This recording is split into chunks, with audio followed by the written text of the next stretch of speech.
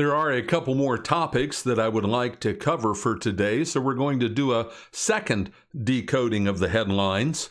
We will turn to the headlines here on CNN, always a good place to see what's going on in the world or the spin that they are giving us for the day. And the headline currently is Uneasy President's Club to Convene at Bush Funeral. Now, I did a video on George H.W. Bush just yesterday. The link is popping up here at the top of the screen. It's called From Bush to Trump, Are We All Chumps?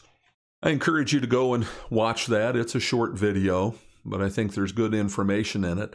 Here's the thing. I watch all of this and I find it so disingenuous. These people, for years, while Bush was president, the left couldn't stand him. They berated him. They knocked him. Now that he's dying, they claim that they're sad to see him go and say all kinds of wonderful things about him. How can they do that? How can they flip from one to the other? Here's the reason. Here's the insight. Here's the key. They never meant any of it. It's all a game. It's all a farce. They pretend to not like each other. They're all part of the same club working toward the same end. There are those who have been assigned the position of being on the right. You fight from that side in this dyad. You fight from that side. Others are assigned to the left. You fight from that side. The true beliefs, core beliefs between the two are identical. They are all elitists. They look down on us. They think they should be ruling everything. And truth be told, they are part of a Luciferian elite who intend to rule the world. It is a religion. It is not a political viewpoint. It is an elite Luciferian world order that they intend to implement. So when Bush dies, they can all come together and say nice things about each other. I can't help but think of how George H.W. Bush referred to Bill Clinton as his adopted son. How could that be? They were so different in their views, supposedly. Well, shocker, they weren't really all that different in their views whatsoever. Last news topic to cover here today is a CNN story on Jeffrey Epstein, the man who owns the plane known as the Lolita Express, which is all tied up with Bill Clinton and sex junkets off to his island in the Caribbean and the abuse of children. The headline, millionaire sex offender Jeffrey Epstein apologizes in settling malicious prosecution suit. No, I have not followed this story carefully. It's too nauseating to do that. But here's the thing. What we can know for sure is that true justice here will never happen. There are too many players in powerful positions who would be implicated. We have seen these investigations begin in Europe, in England.